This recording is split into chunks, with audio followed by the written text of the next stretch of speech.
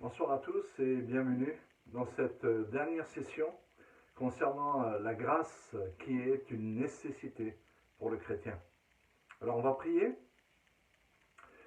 Seigneur, alors que la grâce est ce fil rouge qui traverse toute la Bible, Seigneur, depuis la Genèse jusqu'à l'Apocalypse, malgré tout, la grâce demeure encore un grand mystère pour chacun de nous. Nous ne savons pas jusqu'où elle s'étend, nous ne savons pas ce qu'elle comprend, nous ne savons pas tout ce qu'elle peut produire et tout ce qu'elle conditionne dans notre vie. Mais nous apprenons et nous te remercions pour l'action de ton esprit envers nous, qui nous enseigne, qui nous permet, Seigneur, de voir un peu plus loin, le Saint-Esprit qui soulève le voile et qui rend les choses mystérieuses compréhensibles. Et nous te remercions pour cela, Seigneur. Nous sommes de ceux qui veulent comprendre, de ceux qui veulent connaître, pour mieux marcher avec toi et mieux te glorifier dans notre vie. Alors bénis chacun de nous, Seigneur, et que la grâce, cette nécessité pour notre vie, soit évidente pour chacun de nous. Et nous te remercions, Seigneur, pour ça. Au nom de Jésus. Amen. Amen. Merci, Pasteur Bamouni, merci à tous les techniciens, merci à tous les frères du Burkina Faso et à tous ceux qui suivent aussi ces sessions, là où vous êtes, un peu partout. Je sais qu'il y en a au Togo, au Bénin et sûrement ailleurs, au Mali, au Niger, en France, je ne sais pas où. En tout cas, merci de nous suivre et merci de vous régaler avec nous au travers de la parole de Dieu.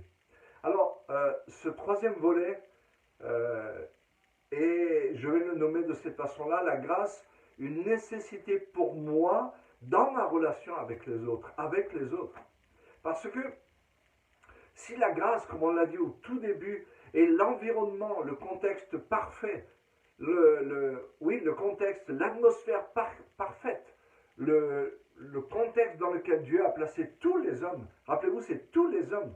Les païens bénéficient de la grâce de Dieu qui leur donne le soleil, l'eau, qui leur donne l'intelligence, qui leur a donné absolument tout, qui a créé les arbres, qui a créé les animaux, les poissons, les reptiles, les bovins, tout ce qui convient à l'homme afin de pouvoir survivre, afin de pouvoir vivre, naturellement parlant.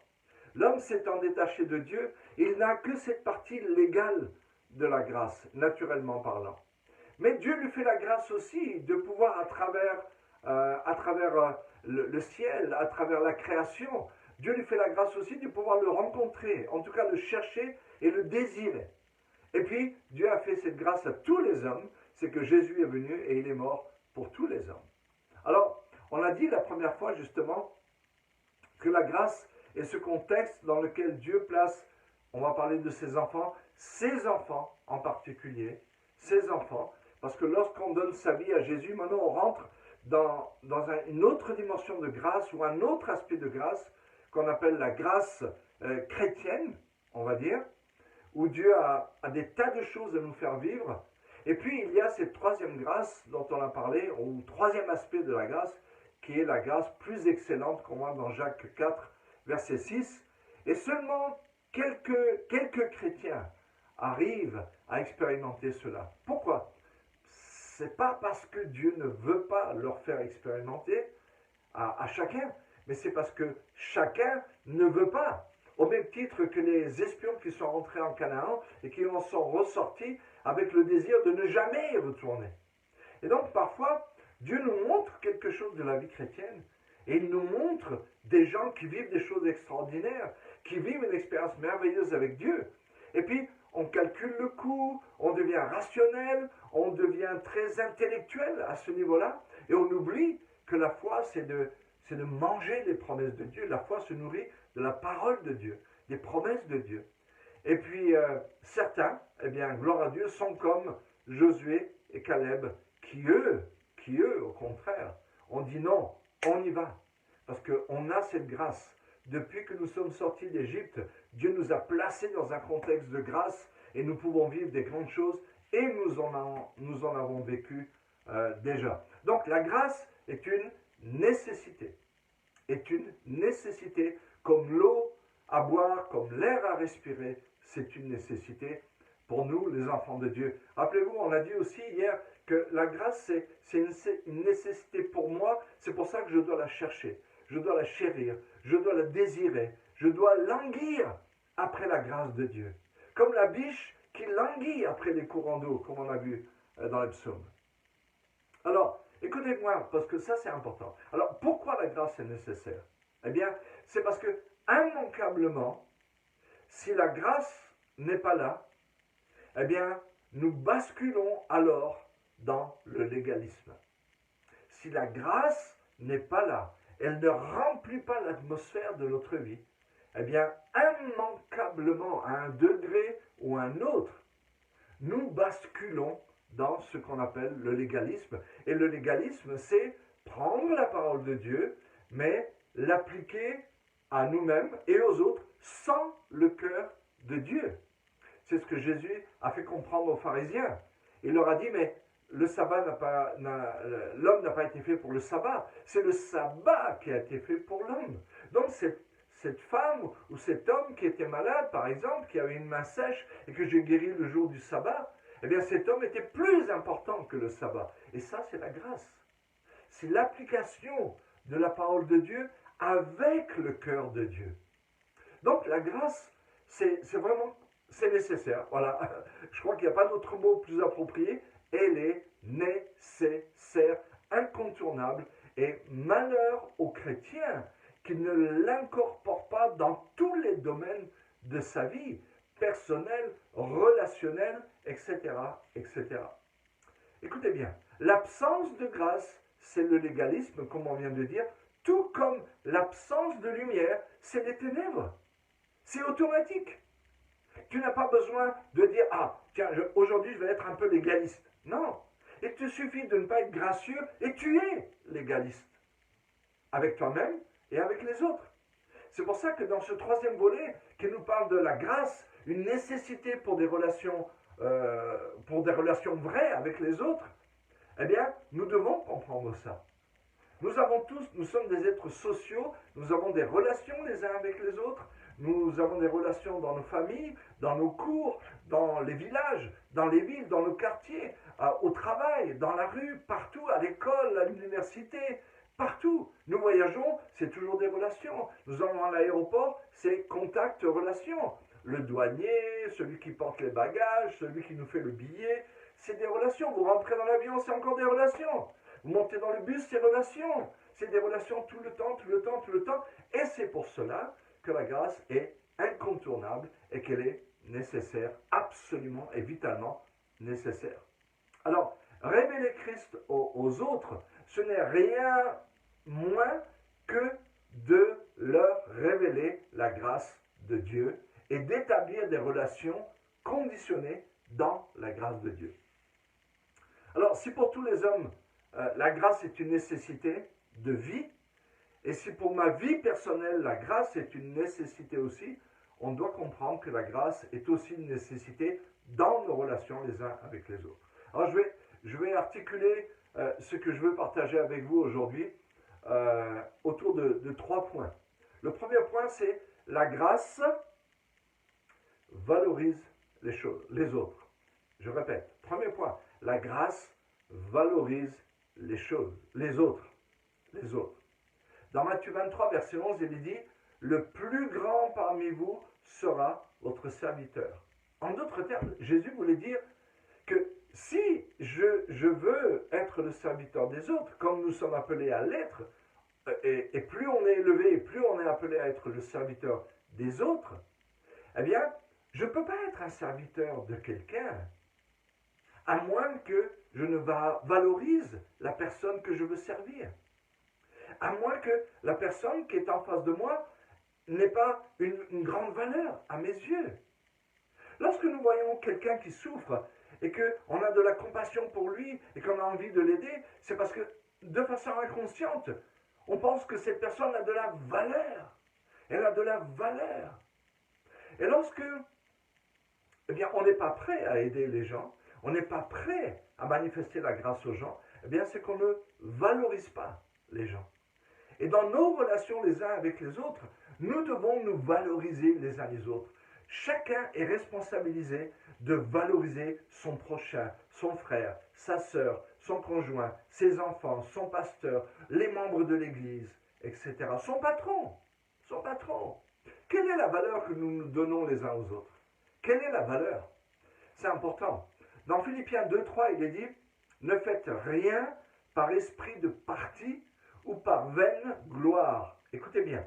Mais que l'humilité vous fasse regarder les autres comme étant supérieurs ou au-dessus de vous-même.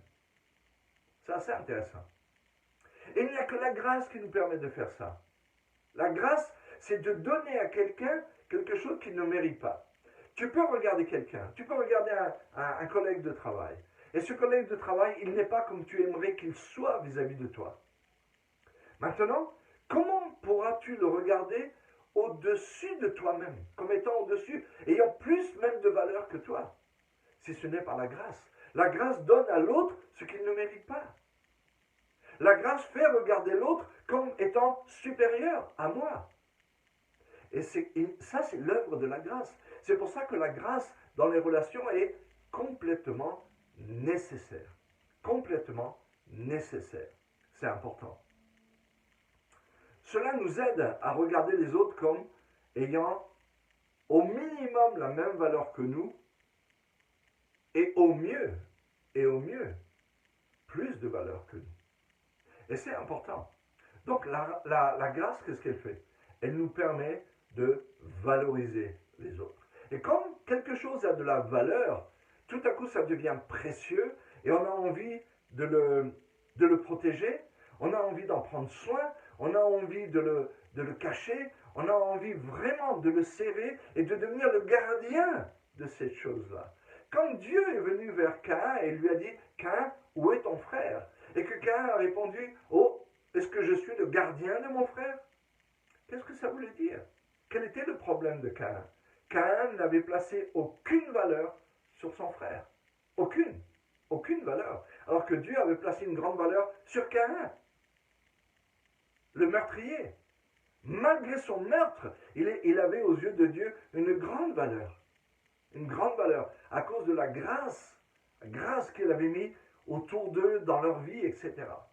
Donc, c'est important que nous comprenions que la grâce qui est une nécessité, c'est la chose qui nous permet, bien sûr, qui nous permet de valoriser les choses, de donner de la valeur. De la valeur. Bien sûr que nous disons que l'amour, et on l'a dit, l'amour c'est la plus grande des choses.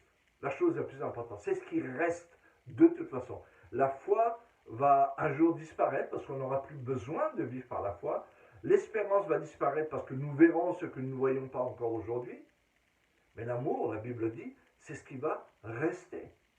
Donc l'amour, c'est vraiment le top. C'est vraiment le truc, la chose la plus importante. Mais l'amour, c'est un peu vaporeux. Un peu vaporeux. Vous savez, l'amour, c'est comme beaucoup de choses. Je disais dernièrement dans la conférence du Togo, je crois que l'amour ou la grâce, en tout cas, la grâce, c'est comme le verbe aimer. Le verbe aimer, c'est un verbe d'action. Et la grâce qui découle de l'amour est aussi un mot d'action. C'est un mot d'action. Ça veut dire que ce n'est pas simplement quelque chose de vaporeux. On essaye d'entretenir une relation gracieuse, vaporeuse, où on se parle doucement, où on fait, voilà, on fait des efforts. Non, ça va beaucoup plus loin que ça. La grâce, comme on vient de le dire, elle prend un être vil, elle prend un être de peu de valeur aux yeux des gens, et elle le valorise. Elle le valorise. C'est pour ça que des meurtriers deviennent des prédicateurs. C'est pour cela que des alcooliques sont délivrés de leur alcool et deviennent des pasteurs. C'est pour ça que des drogués, des prostituées deviennent des hommes et des femmes de Dieu extraordinaires. C'est ce qu'on voit dans la parole de Dieu, avec Pierre, avec Paul, avec tous les autres. Cet homme qui était possédé par une légion de démons, qui devient un évangéliste dans son propre territoire. C'est incroyable. La Samaritaine qui a eu plusieurs maris, qui vit une vie de n'importe quoi. Tout à coup, elle découvre la grâce de Dieu, la vérité qui est véhiculée par la grâce de Dieu. Rappelez-vous que la vérité en elle-même, elle tue si on ne fait pas attention, si elle n'est pas couplée à la grâce, si elle n'est pas couplée à l'amour, à la charité. Elle tue. Mais lorsque la vérité vient avec la grâce, avec l'amour, là maintenant elle transforme. Elle transforme complètement. Donc, quelle est la valeur que nous donnons aux autres? C'est important qu'on réponde à ça. Parce que votre attitude vis-à-vis des autres va démontrer la valeur que vous leur donnez. Si vous ne les aimez pas, c'est qu'ils n'ont pas de valeur à vos yeux. Si vous ne les supportez pas, ils n'ont pas de valeur à vos yeux. Si vous ne leur pardonnez pas, ils n'ont pas de valeur à vos yeux. C'est comme ça. La deuxième chose, le deuxième aspect que j'aimerais vous apporter dans ce troisième volet de la grâce qui est une nécessité, maintenant par rapport aux autres, c'est que la grâce cherche le meilleur tout en traitant le problème. Là, on parle de relation, d'accord? C'est le troisième volet de la grâce qui est une nécessité. La grâce, une nécessité pour moi avec les autres, dans ma relation avec les autres. Et il est vrai que lorsqu'on a des relations avec les autres, et on en a toujours, immanquablement, vous allez tous dire Amen à ce que je dis, eh bien, on rencontre des difficultés et des problèmes. Et des problèmes, et des difficultés, et des épreuves, et des échecs, et des cœurs cassés, et des déceptions après déceptions. C'est la vie, c'est comme ça. C'est comme ça. Mais c'est extraordinaire. Parce que dans ce contexte-là, on a dit attention, attention, et c'est important de comprendre ça. Lorsqu'on donne sa vie à Jésus, Dieu nous place dans un contexte de grâce. Pourquoi c'est de grâce? Parce que justement, il y a des déceptions, des épreuves, des difficultés, des tests, toutes sortes de problèmes, des échecs, il y a tout. Et là, la grâce est là, elle remplit tout, elle règle tout, elle règle absolument tout. Pour ceux, bien sûr, qui veulent laisser la grâce travailler dans leur vie. Bien sûr, absolument. Quelqu'un peut avoir faim, tu veux lui donner à manger, tu veux l'aider, tu veux l'encourager, mais s'il ne veut pas, eh bien, elle ne pourra pas. Elle ne pourra pas. Même la grâce ne pourra pas faire son travail, parce que la grâce n'est pas au-delà de la limitation que Dieu s'est donnée à lui-même vis-à-vis du libre arbitre des hommes. Donc, la grâce cherche le meilleur tout en traitant le problème. Dans 1 Corinthiens 5,5, qui est un verset que j'utilise souvent, parce qu'on l'utilise en termes de discipline, mais aujourd'hui on va l'utiliser en termes de grâce, et on va essayer de découvrir ce qu'est la grâce là-dedans. 1 Corinthiens 5,5. Qu'un tel homme soit livré à Satan pour la destruction de sa chair, afin que son esprit soit sauvé au jour du Seigneur. L'apôtre Paul parle d'un homme qui vit dans un péché très grave et qui ne veut pas se repentir. Il ne veut pas se repentir. Il y a des gens comme ça.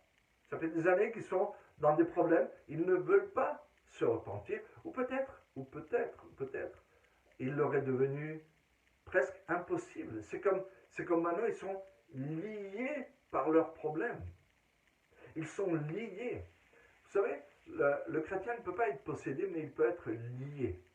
Un mauvais esprit peut utiliser le péché qu'il ne veut pas lâcher, le péché dont il ne veut pas se repentir, pour le lier, au point où, dans sa tête, c'est comme, je suis ça, et je ne peux pas être autre chose.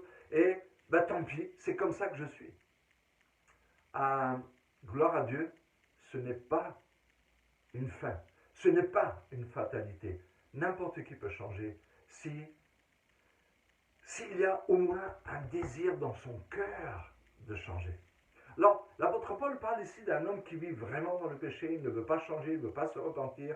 Et le dernier degré de discipline entre l'homme et l'homme, c'est lorsqu'on a autorité, comme l'apôtre Paul et comme les anciens de l'église de Corinthe, c'est de dire, ok mon ami, eh bien ce que tu vis est anti-biblique, ça ne glorifie pas le Seigneur, c'est un mauvais témoignage, ça fait du mal à l'église de Jésus-Christ, alors on te demande de partir. Maintenant, c'est entre toi et Dieu lui va s'occuper avec toi, et Dieu va utiliser le diable, et Dieu va utiliser même les démons pour travailler dans le cœur de cet homme afin que cet homme puisse se repentir. Et c'est ça la grâce. L'apôtre Paul, quand il dit qu'un tel homme soit livré à Satan pour la destruction de sa chair, la finalité, c'était pas, et comme ça, bon débarras, on vivra mieux sans lui, et puis on aura plus la paix. Non, c'était pas ça du tout.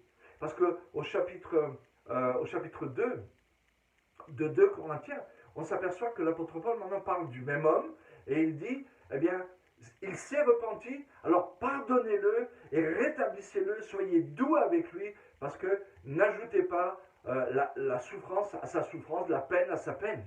Il a eu beaucoup de peine, soyez doux avec lui. La grâce, encore une fois. Ici, c'est la grâce dans le traitement du problème.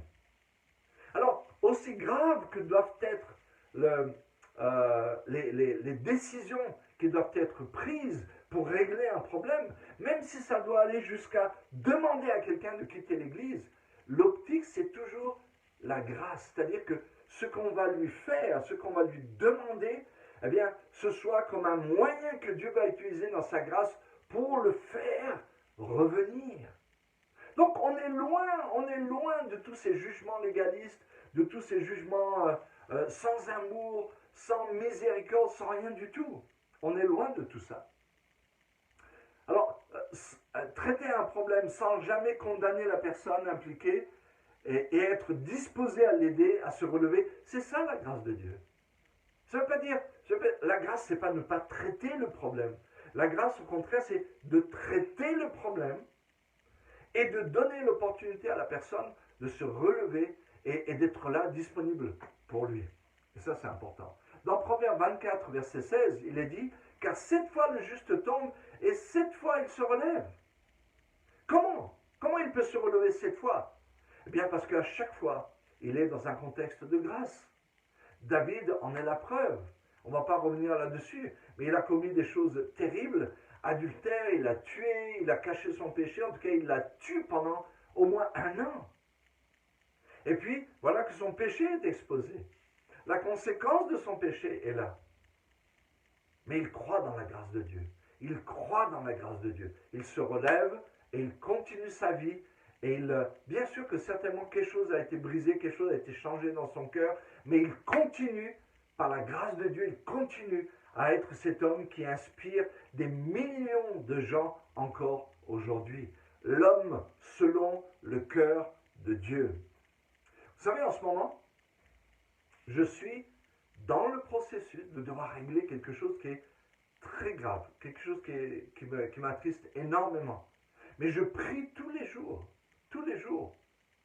Je prie tous les jours. Et je suis content que Pasteur Bamouni m'ait demandé de partager sur la grâce parce que ça m'aide encore même à penser à cela. Je prie que Dieu m'aide à le faire dans la grâce. Dans la grâce.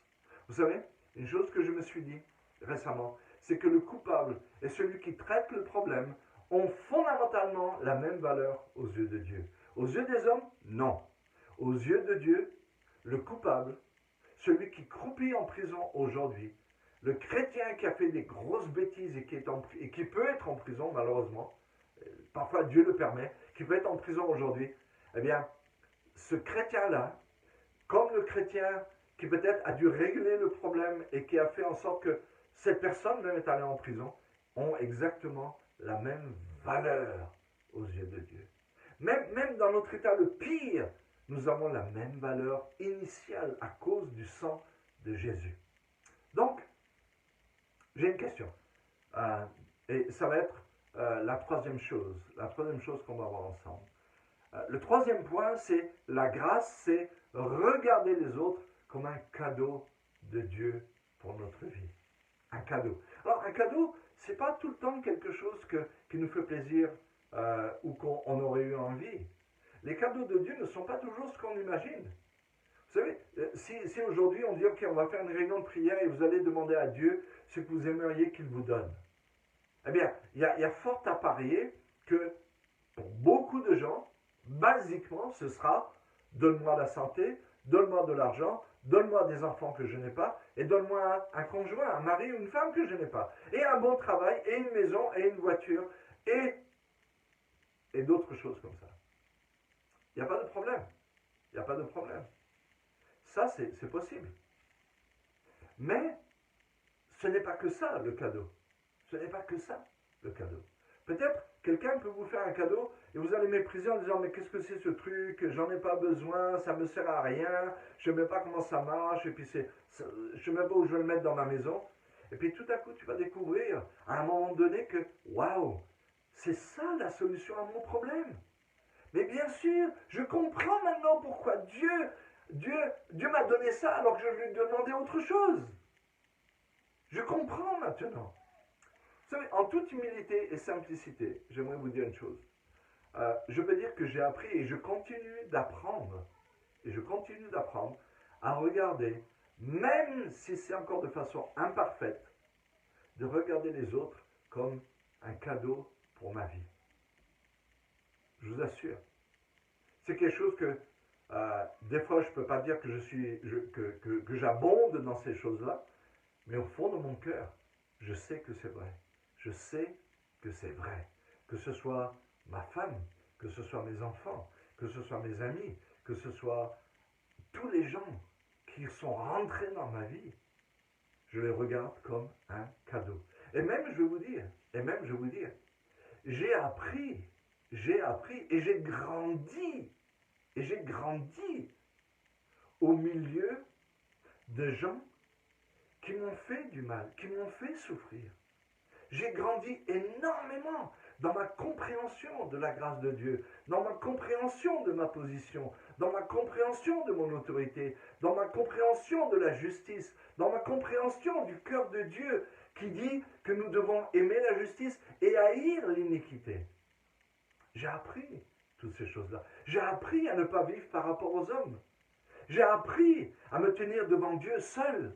J'ai appris ces choses. Et ce sont des gens qui ont été et qui sont un cadeau pour moi. Un cadeau pour moi. Vous savez, il y a beaucoup de chrétiens, si vous leur demandez qu'est-ce qu'ils veulent, ils vont vous dire des bonbons. Parce qu'ils sont encore des enfants. Si vous leur donnez des herbes amères, un gros sac d'herbes, différentes herbes qui peuvent soigner toutes sortes de choses, et ils vont vous dire, non, c'est pas ça que je veux, moi c'est des bonbons. Et c'est l'esprit de l'enfant. Et celui qui comprend, peut-être sur le coup, il va dire, oh, c'est pas ça que je voulais, mais en tout cas, bon, ok, je garde ça. Et tout à coup, il va découvrir à un moment donné ou à un autre, comme je vous l'ai dit précédemment, que waouh, mais ça c'est le cadeau, c'est un cadeau de Dieu. C'est un cadeau. Et les gens qui peut-être aujourd'hui, je ne sais pas, peut-être vous font du mal, peut-être vous font souffrir, peut-être s'opposent à vous d'une façon ou d'une autre, ce sont des cadeaux. Ce sont des cadeaux de Dieu. Comme je viens de vous le dire, j'ai grandi plus à côté de personnes qui ont été utilisées par Dieu pour que la souffrance travaille en moi qu'à côté des autres. Les autres m'ont apporté, et les autres continuent de m'apporter d'autres choses. Mais ceux-là m'ont fait grandir d'une façon très particulière. Et je bénis Dieu pour ça. Je bénis Dieu pour ça. Alors, ça ne veut pas dire, bien sûr, que je suis d'accord avec tout ce que les gens font. Mais ce que les gens font, si Dieu le permet, s'ils sont à côté de moi, s'ils sont mes amis, s'ils sont de ma fratrie, on va dire, du corps de Christ, alors je ne peux que bénir Dieu. Que bénir Dieu. Et je le regarde comme un cadeau de Dieu pour ma vie. Écoutez bien, dans 2 Corinthiens 4, verset 12, ce que je vais vous dire maintenant est très important. L'apôtre Paul dit, il parle aux Corinthiens avec qui il a eu pas mal de difficultés, de problèmes, de déboires, il a été rejeté, méprisé, etc. C'est des choses qui arrivent dans la vie. Ainsi, la mort agit en nous et la vie agit en vous. La vie agit en vous. Elle agit. La mort agit en nous et la mort agit en vous. Alors, c'est assez intéressant parce que l'apôtre Paul ne dit pas, eh bien, lorsque vous êtes injuste envers nous, lorsque vous nous rejetez, eh bien, la vie agit en vous. Non, il a dit, la mort agit en nous, afin que la vie agisse en vous. Donc, il veut dire, vous me méprisez, la mort agit en moi. Il n'y a pas de problème. Elle agit en moi. Ça me fait souffrir. Mais en même temps, mon attitude, eh bien, j'espère que mon attitude provoque que la vie agisse en vous. C'est assez intéressant. Et là, on a quelque chose de merveilleux. On a quelque chose de merveilleux. C'est la grâce qui le permet. C'est la grâce qui permet cela. Mes amis, on est arrivé au bout du temps et j'aimerais vous dire juste une chose. Juste une chose. Ne méprisez pas la grâce de Dieu. Ne vous privez pas de la grâce de Dieu. Pour vous-même. Pour votre relation avec les autres. Vos relations avec les autres. Dans votre maison, dans votre travail, partout. Pensez à la grâce de Dieu. Valorisez les gens qui sont là. Donnez-leur la vraie valeur et ensuite traitez le problème. Donnez-leur la vraie valeur. Regardez-les même, comme on l'a dit tout à l'heure, comme étant au-dessus de nous-mêmes. Et maintenant, quand vous allez traiter le problème avec la personne, vous allez le traiter différemment. Alors que Dieu vous bénisse. Et merci encore une fois, vraiment merci Pasteur Bamouni. Tu es mon ami. Je t'aime beaucoup. Nous t'aimons beaucoup, tous. Toi, Céline, tes enfants, le ministère au Burkina Faso, vous êtes des gens formidables. Que Dieu vous bénisse et à bientôt. J'espère